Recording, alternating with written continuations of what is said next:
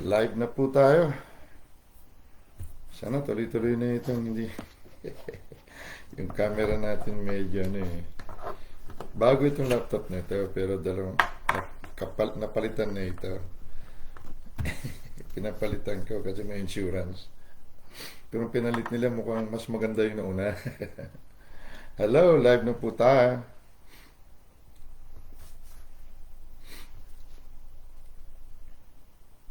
Hello. Mayroon pang 2 minutes. Alright.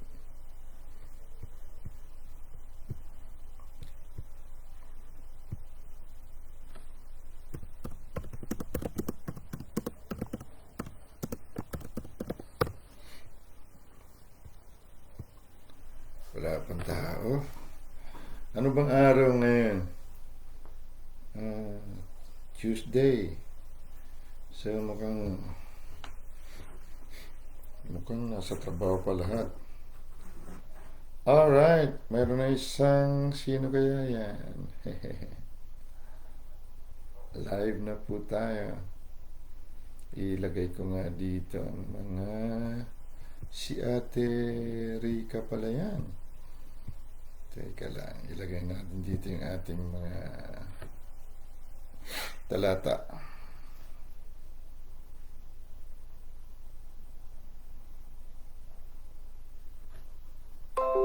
Ang serye po natin is Arise and Shine. Arise and Shine. Simulan natin sa 19 to 21. Tagalogin natin para maunawa ng lahat. 19 to 21. Habang naghihintay tayo, guys, para na maunawaan natin,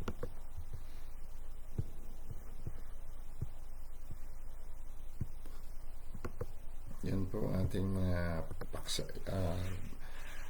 foundation scriptures. And then dito tayo.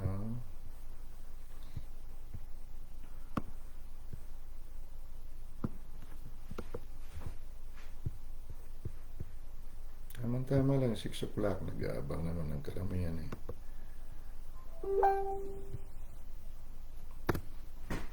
Yan. Pagkatapos ito, John chapter 1. John chapter 1.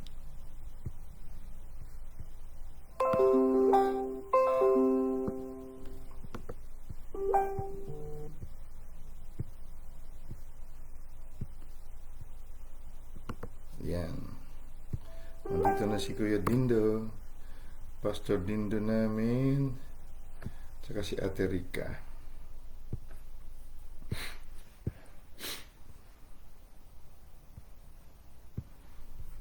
And then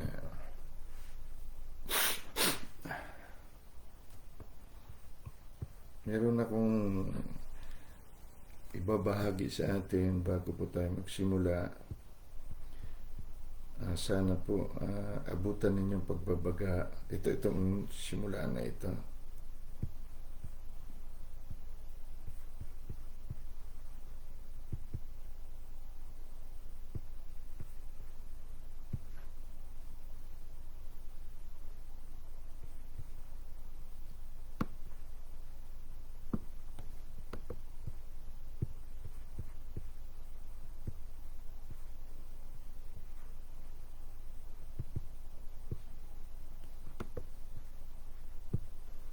Nasaan na sila kaya? Alright. Ayan po. Kuya Dindo, tingnan mo. Yung Joshua 1:8. Ang sabi po dyan, aklat na ito, actually, kautusan nakalagay sa kanila, this book of the law. Because the word of God is the law. Law. Ang salita ng Diyos ay batas din naman. Pero sa panahon natin, ang aklat na ito, ng salita ng Diyos, ay huwag mahiwalay sa iyong bibig. Bibig mo na ang inuna. Alam nyo, kaya gusto ko mag-live palagi. Hindi lang mag-meditate. Gusto ko mag-live. Hindi lang alam ng iba na nagbubulay-bulay ako ng salita ng Diyos. Laki palagi. Pero, iba kapag nag-live ako.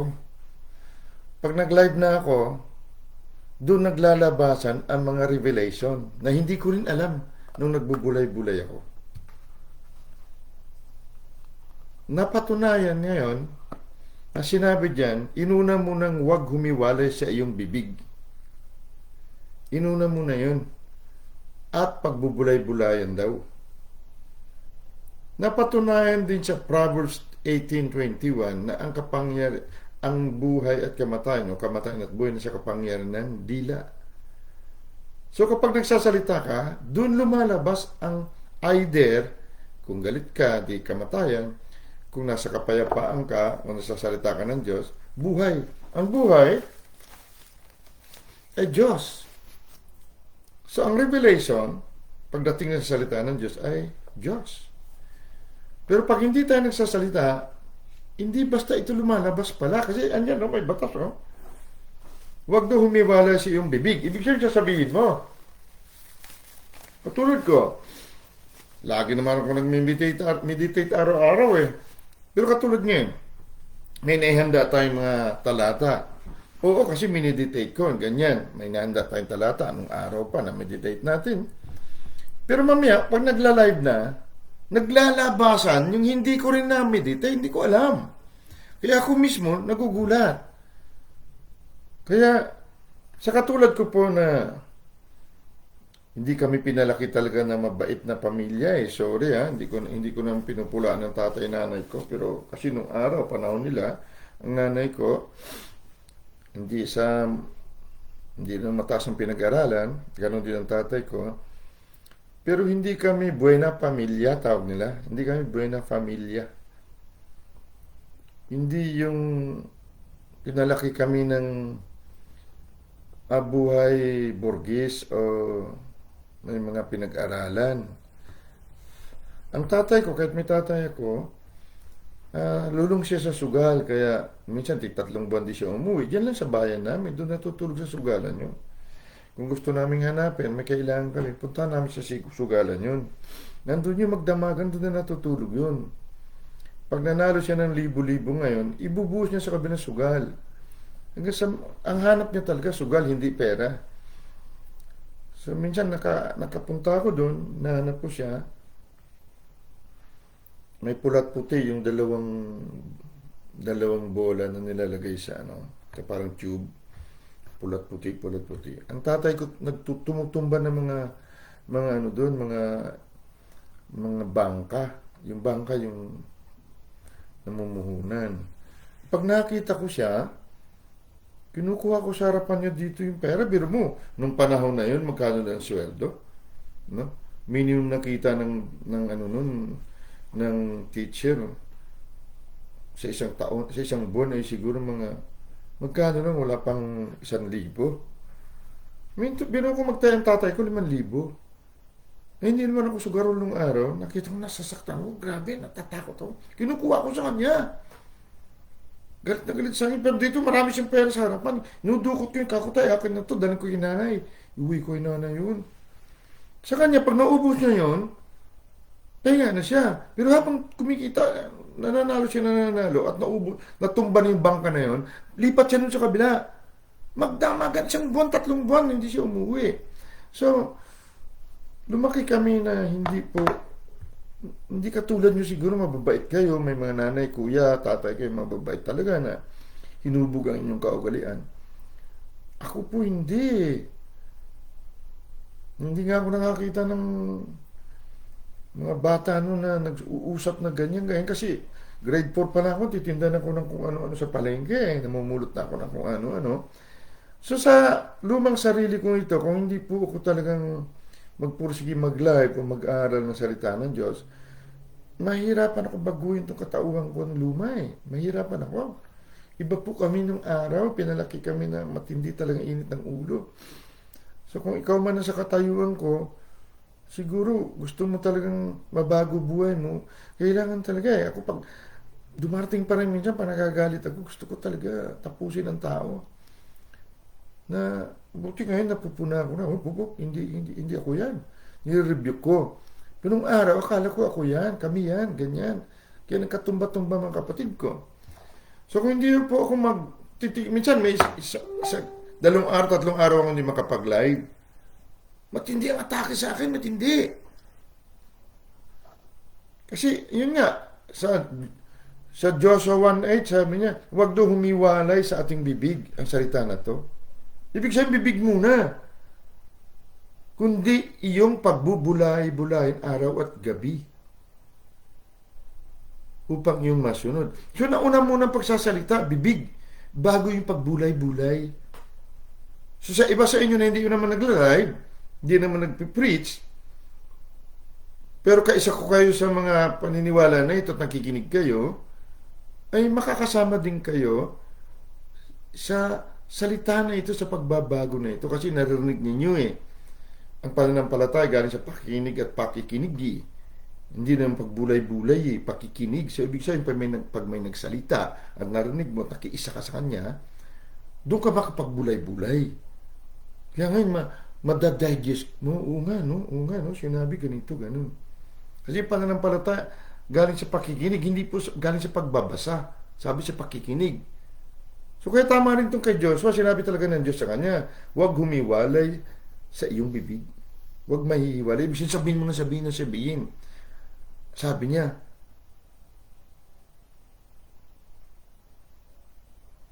at pagbubulay-bulayan. So, itong ginagawa ko. Alam ko na, yun lang ang alam ko pag nagbulay-bulay ko. Pero pag nagsalita na ako, lumalabas, nagugulat ako. So, yun po, kaya ini-encourage ko ang bawat isa din na magsalita. Dahil hindi ito para sa ibang tao. Unang-una po, para sa atin ito eh. Sarili natin. Okay? So, pwede na tayo. Muna na mag-review na lang yung iba. Punta tayo sa unang nating talata na gusto ko maunawaan natin na may sinasabing apu-apuhan mo. Sa Isaiah chapter 59. Aklat ni Isaiah chapter 59.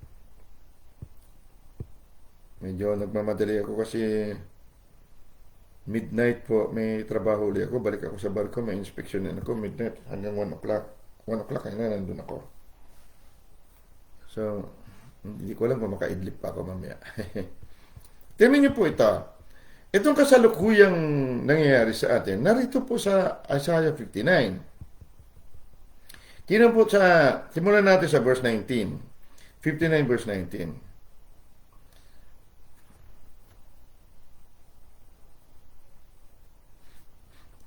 Gusto ko sa King James Version, umpisahan ko.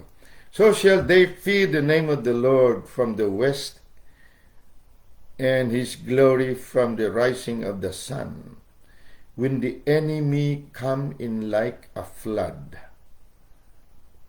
Alam yung sinasabing flood, siguro alam nyo, nakikita nyo ba mga tsunami? Flood yan eh. Winawasak yung mga bahay na dadaanan, nangamatay mga tao. Flood din tawag dyan. Pero iba pa rin ang flood na sinasabi dito. Ito yung, pag sinabing flood, babalikan mong original na pagkasulat nito sa Genesis chapter 6, yun ang flood. Yung binaha ang buong mundo.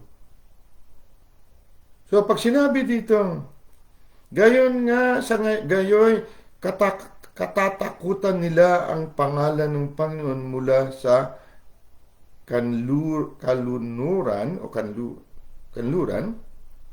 at kanyang kaluwalhatian ay mula sa sikatan ng araw o silangan.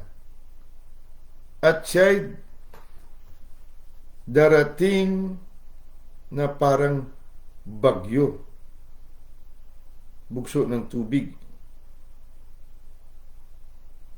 na pinayaon ng hinga ng Panginoon. Sa King James ganito pagkaya, sabi, so shall they fear the name of the Lord from the west and His glory from the rising of the sun. When the enemy shall come in like a flood. Tingnan mo kalayo-layo ng pag-translate ng Tagalog. At ang kanyang kaluwalhatian ay mula sa sikatan ng araw hanggat siya darating. Ganun ba pagkasabi sa Tagalog? Sa King James? Hindi naman When the enemy shall come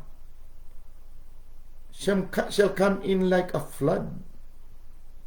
Dito, sa Tagalog, at ang kanyang kaluwalhatian mula sa sikatan ng araw sapagkat siya ay darating na parang bugso ng tubig. Hindi naman ganun Hindi siya ang darating.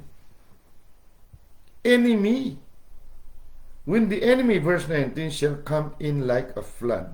Ay sinasabing flood dito, kung babalikan mo sa Genesis chapter 6, ito yung binahaang buong mundo. Yan ang ibig niya sabihin, pahiwating niya tayo pansyado. So itong flood na ito, ay ito yung COVID natin ngayon at marami pang kalamidad na darating. Di ba baha ito? Ang baha na sinasabi dito, hanggang buong mundo. Ito yung pumapatay na baha. Baha ito ng kalamidad. Ang kasalukuyan. So kung tayo ay babanding-banding, sasabihin natin na hindi porke Kristiyano ka, hindi ka natatablan, sinampal natin ang Diyos. Hindi kasi natin na ilalagay ang sarili natin sa Diyos Ikaw nga, anak mo, pinakamamahal mong anak, nag-iisa yan. Hindi pwedeng palitan ng mundo yan. Ang kayamanan ng mundo. Maliban kung mukhang pera ka, pagpalit mo na anak mo, no? Tapos ibigay mo sa taong yon para mamatay, para mabuhay yung taong yon, maligtas. Pagkatapos ibaliwalaan niya ang buhay ng anak mo. Sasabihin natin na tatablan pa rin tayo. Ipinatay na nga tayo kasama niya Kaya, kung may ilan pa sa inyo, mga kamag-anakan, kakilala, na ganyan ang pananaw, pakinggan niyo po ito. Kapag dumating ang baha, pag ang kalaban, when the enemy shall come in like a flood, kapag ang kalaban dumating na parang baha, ito po yung kasalukuyang kalamidad. Baha ito sa buong mundo. The Spirit of the Lord shall lift up a standard against him. Ang Espiritu ng Diyos ay haharapin daw siya ng katauhan mismo ng Diyos.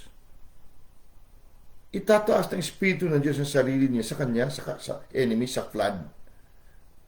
Halimbawa, ngayon ay may COVID.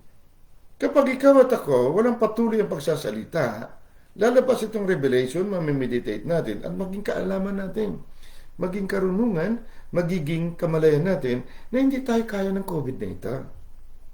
Bakit? Tingnan mo sinungaling kasi ang Diyos doon sa Isaiah 54 verse 17, kung hindi totoo yun, na walang sandata ng kalaban. Ito, enemy to Walang sandata ng kalaban na pwede manaig sa'yo at sa akin. Kung ang righteousness, katuwiran natin, ay katuwiran na ng Diyos. Kasi dito sa verse 20, and the Redeemer shall come in Zion. Ang Zion, ang Redeemer, tagapagligtas, ang Zion, ang church.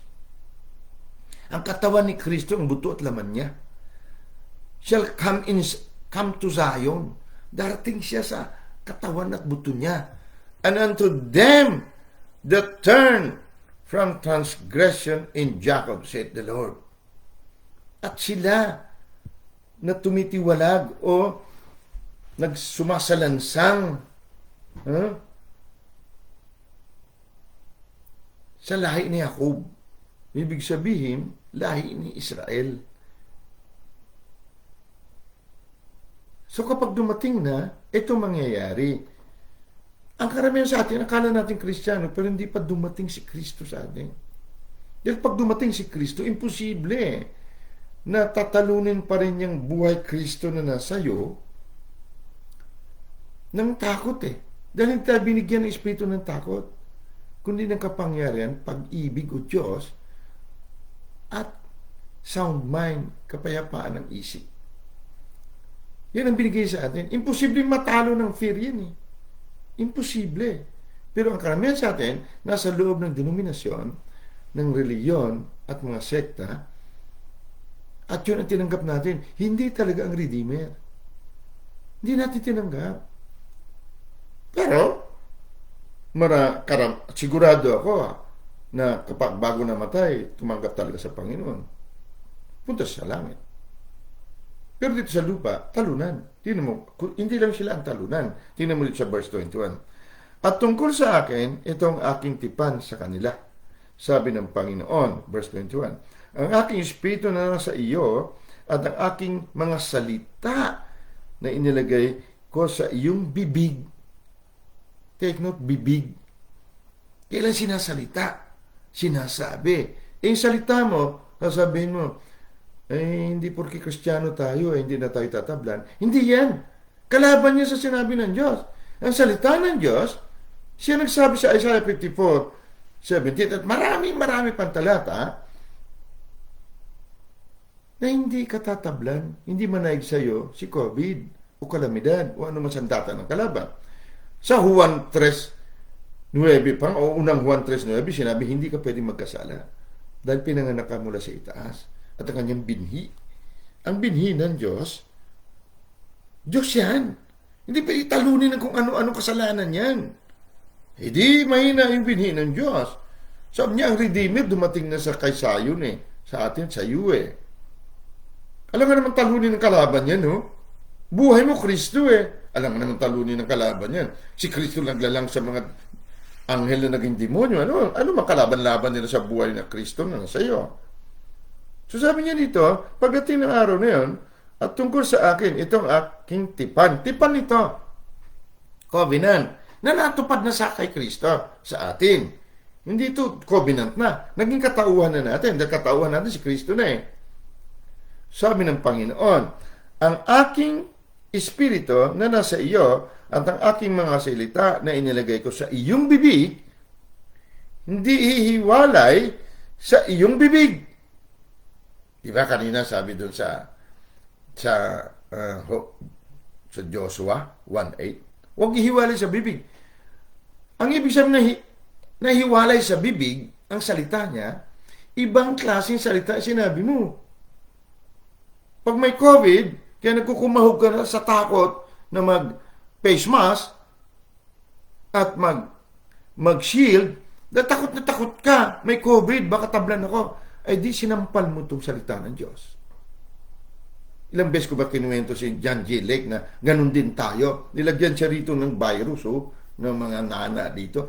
Nangamatay sa palad niya. So wag daw hiwalay sa bibig. Pag humiwalay sa bibig, binabasa mo lang dito sa chat, nagchat-chat tayo. Basa ka ng basa. Akala mo tinatablan ka nun? Kung hindi mo sasabihin, ano sa bibig eh. Saka mo ma-meditate. O sa bibig ng iyong lahi, ganun din sabihin mo sa anak mo. Ganito anak ha, sabihin mo. Lahi tayo ng Diyos. Walang sandata na pwede manaig sa atin. Dahil ang katuwiran natin, katuwiran ng Ama nating Diyos. Sabihin mo sa kanya yon. Huwag na mahimawalay sa iyong bibig, lolo ka, lola ka, sa bibig man ng iyong lahi o anak, sa bibig man ng angkan ng iyong lahi, anak ng anak mo, apo mo. Sabi ng Panginoon, mula ngayon at magpakailanman. So itong baha na ito, na sinasabi, COVID, at marami pang mga kalamidad na darating, baha ito dahil natabunan ng buong mundo.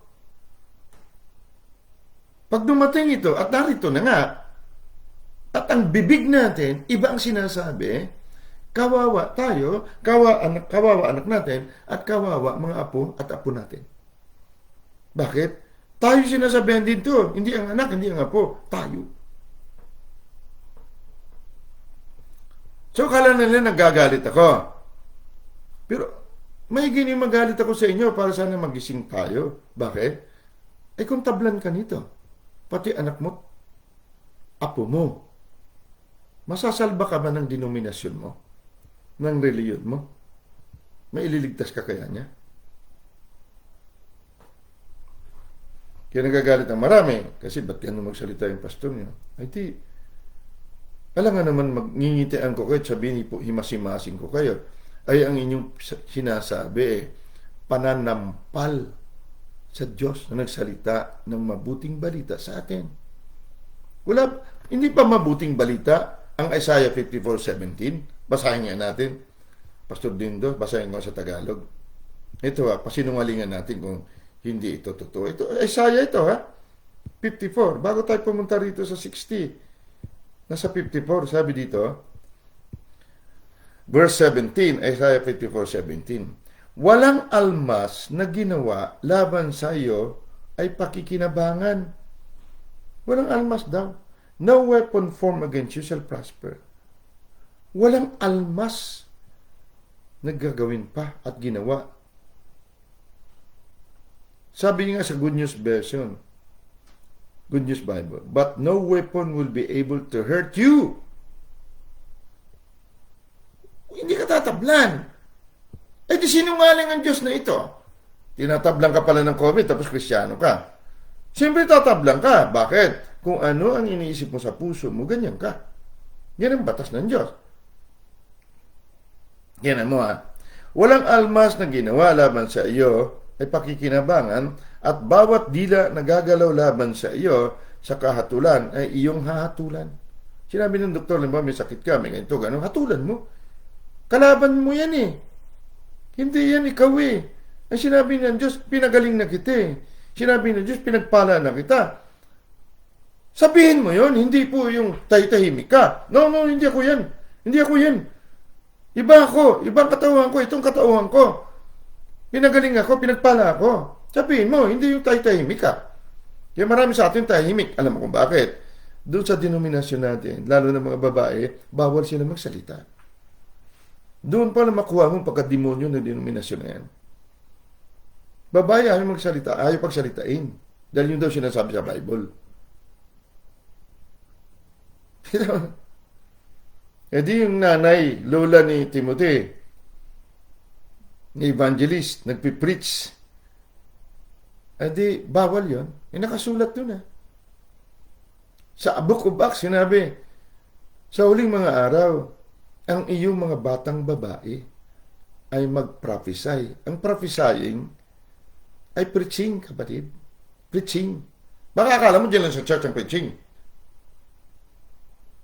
Pag nag-preach ka, nag-prophesy ka, preaching yan, nagpipreach ka ng salita ng Diyos. Pero sinabi doon sa 1 Corinthians chapter 14 na bawal daw ang mga babae. Basahin mo mabuti, kapatid, basahin mo. Hindi sinabi doon lahat ng babae. Ang sinabihan doon, nung panahon ni Pablo, maiingay yung may asawang babae. Sabi niya, kung ano man isasuggest mo, magpaalam ka muna sa asawa mo. Huwag yung niyuyurakan mong, ina-under mo asawa mo, iingay nyo. Sa may mga asawa yun. Eh di, hindi pantay ang babae-lalaki pala. Doon sa Genesis chapter 1, verse 17 to 19. Verse 27 to 29. And God blessed them, babae at lalaki. And then may discrimination sa denominasyon nyo. Pero mga babae naman, dahil nahubog nga, nabulag, naniwala naman sila. Submission daw, submit. No, submit. Sinasakal ka na Pinagluloko ka na Ya dito, napuna mo yung mga kasama natin sa group chat, iba niyan Baptist. Iba niyan mga denominasyon nila, bawal magsalita ang babae sa church. Kaya hindi sila nagsasalita dyan. Hindi sila nagsishare. Kaawa-awa kayo, kapatid. Magsalita kayo. Ito, tingnan mo. No? Ang bawat dila na gagalaw laban sa iyo, sa iyo sa kahatulan ay iyong hatulan. Hatulan. Paano mo hatulan yun? Salita yun. Di hatulan mo na salita rin. Yung punta ka sa kung saan-saan at isumbong mo. Hatulan mo, arap-arapan. Huwag kayo maniwala doon sa denominasyon nyo na hindi kayo pwede magsalita. Ito ang mana ng mga lingkod ng Panginoon at ang katuwiran nila ay sa akin, sabi ng Panginoon. Panginoon nagsabi nito. Ang katuwiran natin, katuwiran mismo ng Panginoon. So, dahil dyan sa denominasyon natin, yan ang Diyos natin. Dahil yun ang paniwala natin eh. Kaya kawawa ang tao. Biro mo, nagkaroon ng palitan, atonement, ikaw na luma, makasalanan, likas na makasalanan, sa laula, balasubas, pinatay ni Jesus doon sa krus kasama niya. Inilibing niya kasama niya. Nung nabuhay siya mag-uli, ayan, sinulat sa Bible, may mga preachers, evangelists, may mga prophets, may mga apostoles noon, nag-preach. Lahat na naniwala, tumanggap kay Kristo, bumangon kasama ni Kristo. Hindi ka babangon na hindi ka namatay. Ang pagbangon mo, bago ka. Newness of life, sabi doon, bagong buhay. Hindi yung buhay na luma, kundi bagong buhay. Itong newness of life, na preach natin dito, bagong Zoe. Ito yung Zoe na may katawan at buto, ikaw at ako. Kaya tawag niya, bagong Zoe, bagong buhay, bagong Diyos. May katawan at buto na eh. May laman at buto na. Dito sa mundo, ang bagong buhay nito, bagong Diyos, bagong Zoe, may buto at laman. Ikaw at ako. Dito na puspos ang kapuspusan ng Diyos dahil may buto at laman siya. Hindi naunawa ng tao. Ngayon, akala na ng Kristyanismo, hiwalay sa Diyos. Kawawa siya. Asa rin siya sa Diyos. Hindi. Umaasa na ngayon ang Diyos sa iyo. Kaya sinabi sa Matthew 18:18, ano man talian mo sa lupa, tatalian sa langit. Ikaw ang boss sa langit, ikaw rin boss dito sa lupa. Ang langit doon, sabi ni Jesus, Kingdom of Heaven. All power in heaven and on earth has been given to me. Yun ang Kingdom of Heaven. Iba yung Kingdom of God. Iba yun. Dito sa kalangitan, kung saan may anghel at may mga demonyo, sakop na Jesus to. Ang pagkasakop niya, binigay sa iyo. Bakit ikaw na ngayon ang buto at laman niya? Eh dito sa kaharian na ito, sa langit at lupa na ito, nandito ang flood. Nandito ang baha. Buong mundong baha ng COVID. Naunawan niyo pa? So punta tayo sa John chapter 1. Verse 16. Alam mo mga tao,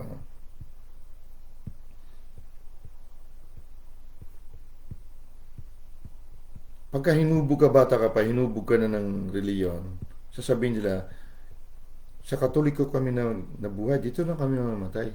Sa Methodist kami nabuhay, dito na kami mamamatay.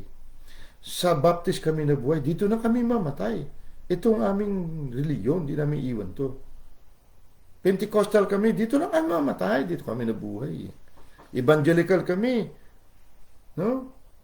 Dito kami nabuhay, dito na kami mamatay. Hindi yan ang Diyos, kapatid.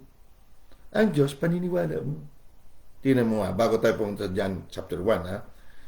Punta tayo sa Deuteronomy. Para maunawaan mo. Para maunawaan lang natin, ha? Deuteronomy, chapter 32. Para maunawaan natin.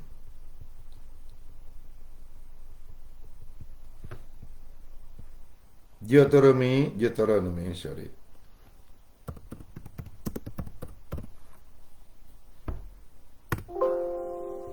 Deuteronomy, chapter 32. Andiyan kaya? Ang Diyos ito ang nagsasalita.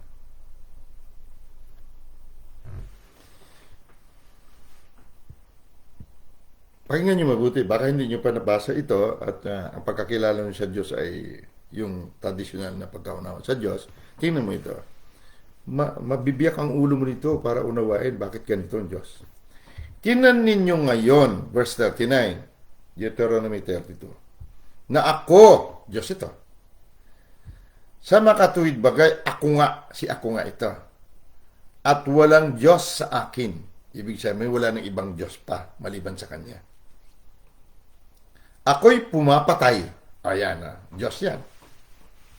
At ako'y bumubuhay. Ayan, Diyos yan. Ako'y may sumusugat, ako ang sumusugat, at ako'y ang nagpapagaling.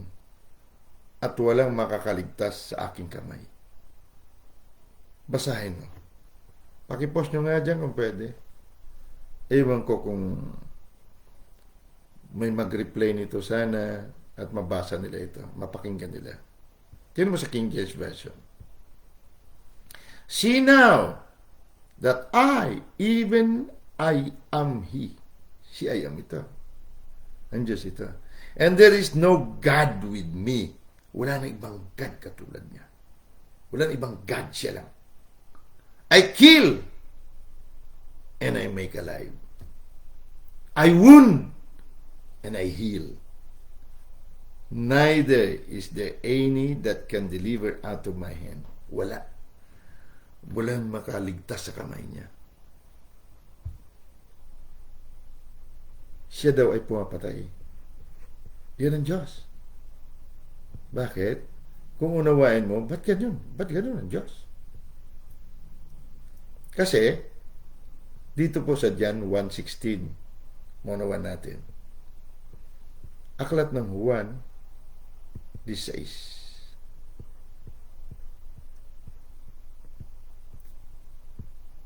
Pakinggan nyo mga taga-denominasyon, ha?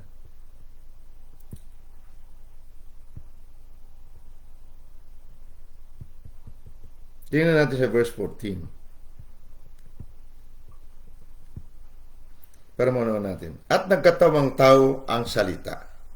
At tumahan sa gitna natin. Dito sa gitna natin. At nakita namin ang kanyang kaluwalhatian. Kaluwalhatian gaya ng sabugtong ng Ama. Na puspos ng biyaya at katotohanan. Verse 16. Sapagkat sa kanyang kapuspusan ay nagsitanggap tayong lahat at biyaya sa biyaya. Tingnan mo. Ito Diyos ito, nagkataon tao. Sa verse 16, and of His fullness. Ang kapuspusan niya. Kung anong pumupuno sa Kanya, yan din ang natanggap natin pumupuno sa atin. Kung puno si Jesus, si Kristo na Diyos, nakapuspusan ng Diyos, ng kapangyarihan para patigilin ang bagyo, patigilin ang tsunami o ang alon, yan din ang natanggap natin. Kung napatigil ni Jesus ang kalaban, hindi mo ba kayang patigilin din ang COVID na huwag lumapit sa iyo, sa apo mo, sa anak mo, sa nasasakupan mo? Now, bakit may hambing natin dyan yung Deuteronomy 32? Ha? Na sinabi natin kanina, verse 39. Na ako, sabi Diyos, pumapatay. Ulitin ko, pumapatay. Bumubuhay. Bakit? Pag ikaw at ako, Kristiyano na kapatid, hindi ito puro positive. Hindi ito puro biyaya. Sangkay. Hindi ito puro biyaya, manong, halakay. Hindi. Hindi. Pag tinanggap mo ng kapuspusan ng Diyos, at ang kapuspusan ng Diyos na yan, hindi lumalabas sa dila mo, ikaw ang pinaka-epektibo na gagamitin ng kamatayan para patayin mo sarili mo, pamilya mo, kaapu-apuhan mo. Dahil ikaw na si ako nga eh. I am He. I am. I kill and I make alive. I wound and I heal. Pumapatay ako at bumubuhay. Sumusugat ako, nagpapagaling. Siya lahat yan. Walang makakalabas sa kamay niya. Siya yan lahat. Eh siya ngayon naging ikaw. Ang kapuspusan niya natanggap mo. Kung ano siya, gaano siya ka makapangit, ganyan ang natanggap mo. Sa oras na tinanggap mo ang Kristyanismo, kapatid, si Kristo, nakapuspusan ng Diyos. Mag-ingat-ingat ka sa bibig mo. Di walang pinaka-epektibo na gagamitin ng dyablo, kundi ang bibig mo. Pag sinabi mong Kristiyano tayo, pero hindi nangangahulugan, hindi tayo tatablan ng COVID, ng sakit, yan si ako nga na pumapatay. Ang una niyang patayin, ikaw. Di ba sinabi sa Deuteronomy 32 verse 39? Ako nga, pumapatay at bumubuhay. Sino si ako nga ngayon? Hindi ba ikaw na? Dahil buhay mo si ako nga. Sa mundong ito, walang authority ang Diyos dito ng walang katawan. Ikaw na ngayon ang buto at laman niya. Efeso 5:30, King James Version. Di ba nagtataka ka? Nagsisilbi ka sa Diyos. Pakabait mo. Nagbibigay ka ng tithes and offering mo. Pero bakit namatay ka sa cancer o namatay ang anak mo o apo mo? Bakit? Ikaw pumatay nun, kapatid. Ulitin ko, ikaw ang pumatay. Dahil sabi ni Ayam, pag siya na ang buto at laman mo, pumapatay siya. Kung hindi ka marunong gumamit ng bibig mo, the death and life in the power of your tongue. Yung sinabi mo na tatablang ka, pinapatay mo sarili mo. Si Ayam yan. Akala mo ikaw yan? Akala mo reliyon mo yan? Si Ayam yan na kinonvert mo sa kamatayan. Hindi yan. Ganyan kabuti ang Diyos. Hindi yung puro kabutihan na yung makita mo. Ang bibig mo pa rin ang gagalang niya. Dahil ang bibig niya yan. Pag nagsalita ka at Kristiyano ka, delikado ka. Pag ang salita mo mali. Tingnan mo, para maunawaan natin, ha? Balik tayo sa aklat ng Salmo o awit. Tandaan yung flood, ha? Aklat ng awit. Baka hindi nyo pa napag-meditate. Kita mo, hindi ko rin na-meditate ito kahapon kanina. Dito lumalabas. Oh. Aklat ng awit, chapter 82. Sunod-sunod ganyan ang revelation ng Diyos pag nagsasalita tayo. Kasi ang puso naman natin, gusto ipamalita ang mabuti ng salita ng Diyos. Tingnan mo. 82, Psalm 82. Ito yung si Ayam. Sa pamamagitan mo na ngayon, pumapatay, sumusuga, bumubuhay, nagpapagaling. Tingnan mo dito, verse 5. They know not, Psalm 82, neither will they understand. They walk on in darkness, all the foundations of the earth are out of course. Ikaw daw, sabi dito sa verse 6, I have said, ye are gods, and all of you are children of the Most High. Hindi niya sinabi, kayo yung mga Diyos, Tagalogin nga natin. Yan mo, sa verse 5, hindi nila nalalaman, ni naunawaan man. Sila yung nagsisilakad na parito sa kadiliman. Lahat ng patibay ng lupa ay nangakilos. Alam mo yung mga bagyo, mga lindol, kaya may lindol, gawa mo yan. Nabuto at laman ni Jesus. Hindi mo ginamit ang kaalaman sa bibig mo. Humiwalay ang salita ng Diyos sa bibig mo. Pero sabihin mo, Kristiyano ka, anak ka ng Diyos, may DNA ka ng Diyos, lahi ka ng Diyos. Tapos sasabihin mo, tatablan ka ng sakit. Yan ang humiwalay ang salita ng Diyos sa iyo. Ang linaw-linaw, kahit sa New Testament, sa 1 Peter 2:24, pinagaling ka na eh. Dahil kinuha niya lahat ng pagsasalansang kasalanan sa krus. Ang mga sugat niya, ang ebidensya, na pinagaling ka na. Tapos sasabihin mo, tatablan ka ng sakit. Yung sinabi sa 1 Peter 2:24, dapat, kung unawain mo yun, hindi ka pwede magkasakit. Pero dahil sa ang bibig natin, ay humiwalay sa bibig natin ng mabuting balita, anong sinasabi mo? Tatablang ka ng sakit, di ba? So, anong nangyayari dito? Sabi niya, hindi mo raw nalalaman, hindi natin nalalaman. Inuunawa man, hindi natin inuunawa ang salita ng Diyos. Sila ay nagsisilakad na parito sa kadiliman. Nasa kadiliman tayo pag umiwalay itong mabuting balita sa ating bibig. Lahat ng patibay ng lupa ay nangakikilos. Ang ikot ng mundo sa buwan, 365 days and 1/4. 365 days and 6 hours, isang taon. Itong 6 hours, every 4 years, nagiging 24 hours. Ang 24 hours, isang araw. Kaya mayroong leap year na ang ating February naging 29. Kasi inipon yung 6 na oras na lagpas sa 365. 4 na ikot, isang araw. Ang 6 hours na yun, kung unawain mo sa salita ng Diyos, ang 6 hours na yun, number of man. Ayon sa Revelation, ang number ng man ay 6. Dahil sa tao, itong hindi niya alam kung anong pinagagawa niya. Ang ikot ng mundo sa araw, hindi 360. Kasi ang perfect circle is 360. Hindi gumagawa ang Diyos na hindi perfect. Bakit nagkaroon ng 365 days and 6 hours? Bakit? Ba't ganun kung gumawa ang Diyos? Ba't di niya hinusto ang perfect circle na 360? Bakit? At ngayon hindi lang 365 and 1/4 days. Dahil ayon sa siyensya, lumis pa lalo ang mundo sa kanyang orbit eh. Kaya hindi na totoo yung 365 and 6 hours. Bakit? Dahil dito sa sinabi sa Salmo, lumihis nangakilos ang lupa, ang mundo ito. Kaya hindi na 360 ang ikot niya.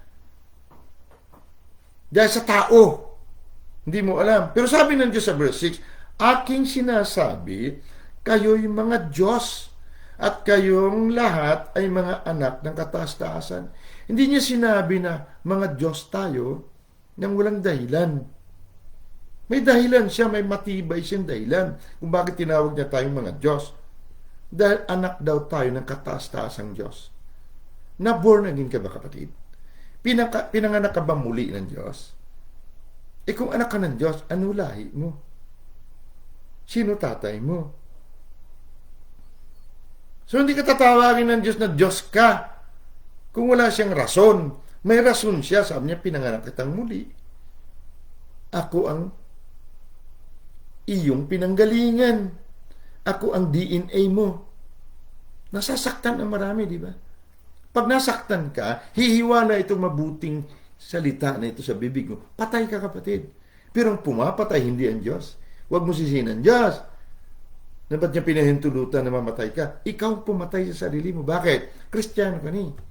Tingnan mo sa verse 5 dito. Pati nga buong mundo lumilihis eh. Dahil hindi natin alam pinagagagawa natin. Parito tayo sa kadiliman. Pero sinabi niya, Diyos tayo. Dahil anak niya tayo eh. Lahi niya tayo. Ano sabi sa verse 7? Pakinggan mabuti ha. Dahil diyan, ginamit ka ng dyablo. Sabi niya ganito. Verse 7, gayon may mga mamatay kayong parang mga tao. Sabi nila, anghel daw ito. Wala namang anghel na mamatay na parang tao. Wala, hindi na mamatay ang anghel. Ang namamatay, ikaw at ako, pero mamatay daw tayo katulad ng tao.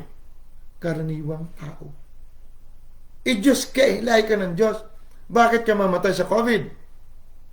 Sa baha na ito sa buong mundo. Bakit? Parito ka rin sa kadiliman, di mo alam daw. Ang tunay mo katawan, sabi niya, sinasabi ko, Diyos ka, lahi kita, anak kita. Pero mamamatay ka, katulad ng ordinaryong tao na yan. Alam mo yung ordinaryong tao? Tingnan mo dito Tingnan mo dito. Tuloy natin verse 7. Gayon may mga namatay kayong parang mga tao at mga bubuwal na parang isa sa mga pangulo. Alam mo, ang presidente ng Zimbabwe, Kristiyano sila. Hindi sila nagpaturok ng kahit na ano. Hindi sila nagpe-face mask. Naniniwala daw sila na ililigtas sila ng Diyos. Hindi kayo ligtas ng Diyos, kapatid. Kapag Kristiyano ka na, hindi ka na niya iligtas. Kita mo, ang presidente mismo, namatay. Maraming namatay sa Zimbabwe.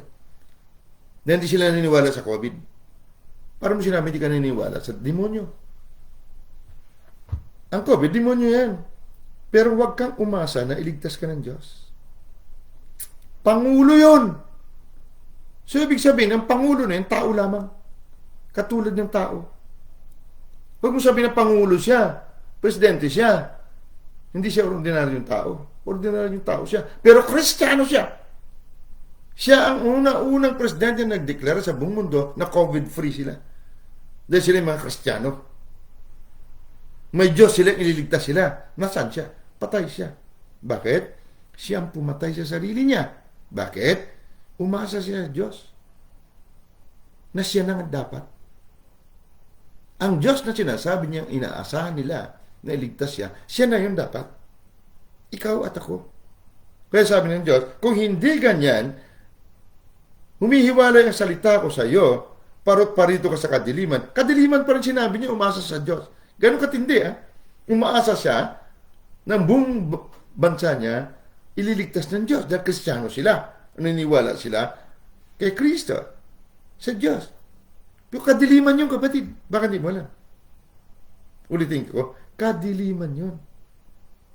Na umasa ka sa Diyos, iligtas ka ng Diyos.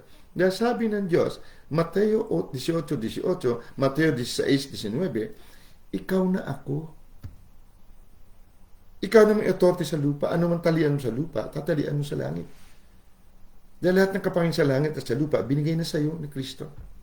Yung pag sinabi mong, umasa ka sa Diyos na hindi kayo takot sa COVID, dahil ililigtas kayo ng Diyos, patay ka, kapatid. Sino pumatay sa iyo? Ikaw.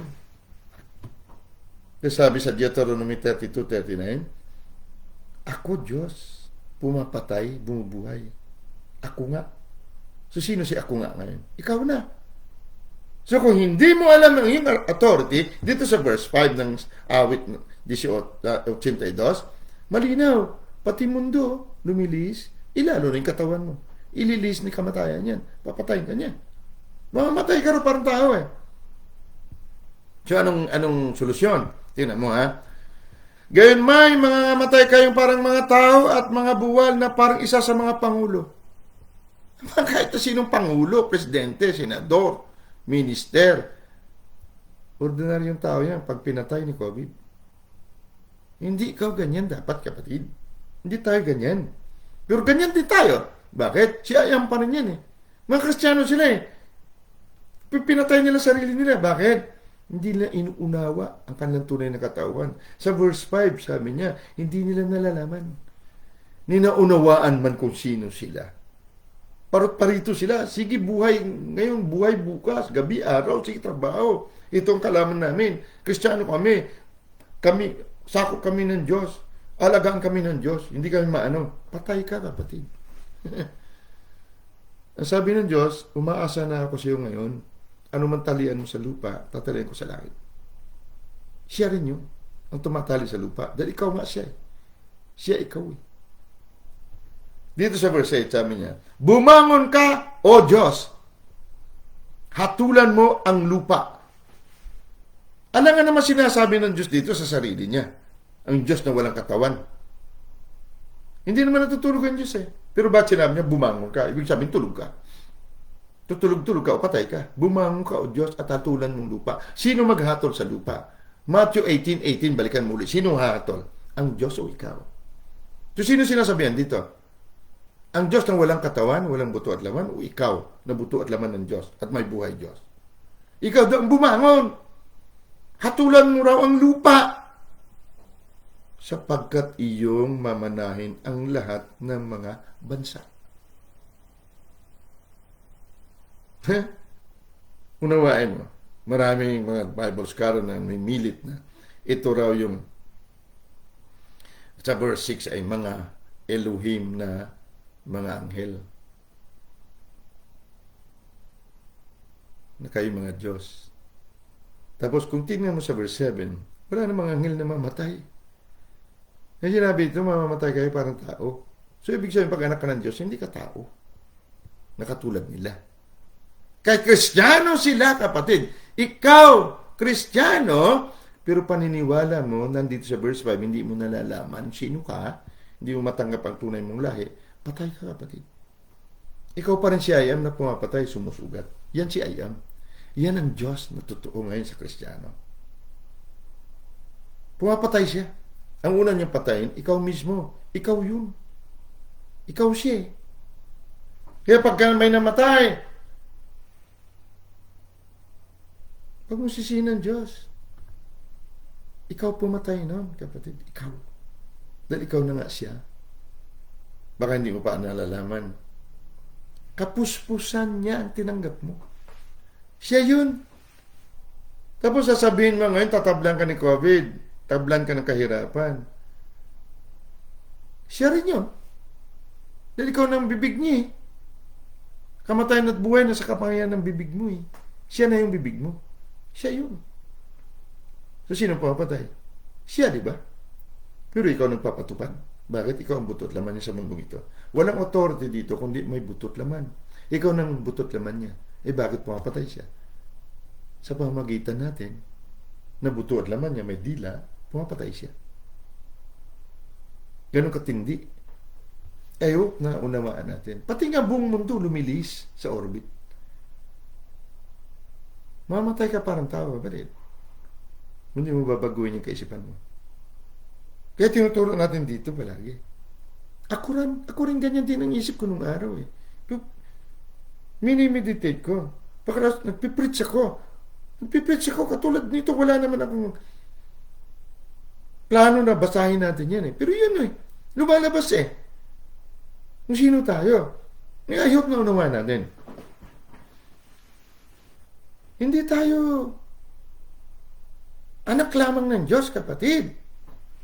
Tayo ang ama na nakikita. Larawan ng ama na hindi nakikita tayo. Dahil tayong kapuspusan niya sa buto at laman o sa katawan.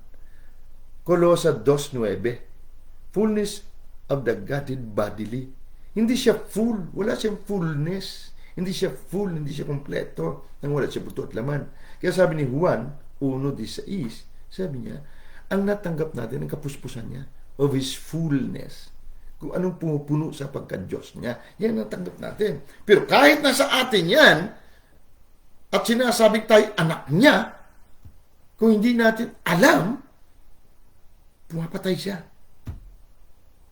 Ang una niyang patayin, ikaw at pamilya mo. Sino pumapatay yan? Dahil ang susi ng kamatayan at susi ng hadis na sayo na. Sino bubukas sa kamatayan? Talk to me. Revelations 1:18. Si Kristo na buhay mo, sabi niya, hawak ko ang susi ng kamatayan at hadis o impyerno. So kung may mamatay, sino bumukas? Pwede mo isa rin. Sa Hosea 13:14, sabi niya, ako nang salot ng kamatayan. Ako nang tagapagwasak ng libingan, ang libingan hindi na matutupad. Bakit? Winasak ko na eh, wala na malilibing. Bakit? Ikaw na nga may hawak na susi ng kamatayan at ng impyerno. Bakit may namatay? Binuksan mo. Yan sinasabi dun sa Deuteronomy 32:39. Pumapatay siya at bumubuhay, sumusugat at nagpapagaling. Sino siya? Sa mundong ito, siya ikaw. Dahil ikaw ang buto at laman niya at ang buhay mo siya. Hindi ba buhay mo Kristo? Kapag nahayag ang buhay mong Kristo, mahayag din siya ng kaluwalhatian. Hawak mong pansusi. Sabi ni Kristo, bibigyan ko siya mga susi. Ano mo talian mo sa lupa, tatalian sa langit. Ano mo pakawalan mo sa lupa, pakawalan sa langit. Kung may namatay sa COVID, sa pamilya mo, sa ministry mo, sino ang pahintulot nun? Ikaw. Ikaw ang minister eh. Ikaw ang elder, ikaw ang pastor eh. Okay lang ba sa'yo? Na hindi mo ginagamit ang susi. Ang susi, authority, kapatid. So kaya sinabi niya yan, ako pa rin pumapatay. Dahil ako na nga ikaw eh. Ikaw ang bumukas eh ng kamatayan. Hawak mo susi eh.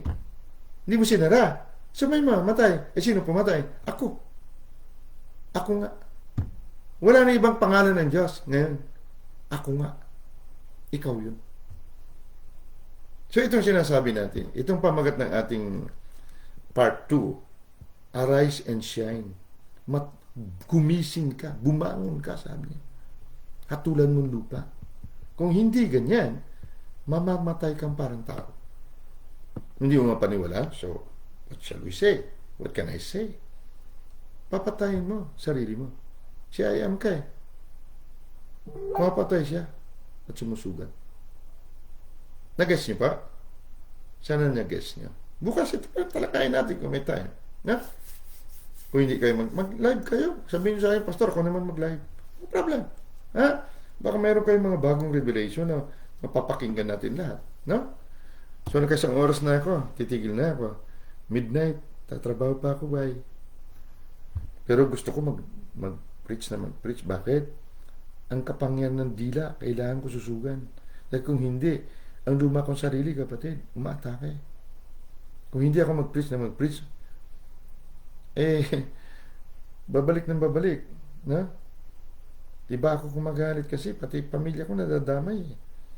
Hindi dapat mangyari yan. Ha? So, kayo, kung gusto niyo rin ganyan, magsalita kayo na magsalita. Kahit mag-chat dyan, sabihin mo gusto mo. No? Sabihin mo salita ng Diyos yan sa chat. Tahimik kayo eh. Sa ngayon, medyo okay. Ha? Hindi pa ba kayo sawa sa kahirapan? Sa disgrasya, sa kalamidad? Hindi pa?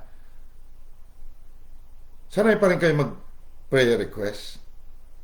Prayer request naman. Sama natin sa panalangin natin si ganito, ganon. No, kapatid. Ikaw na ang pinakikinggan sa langit.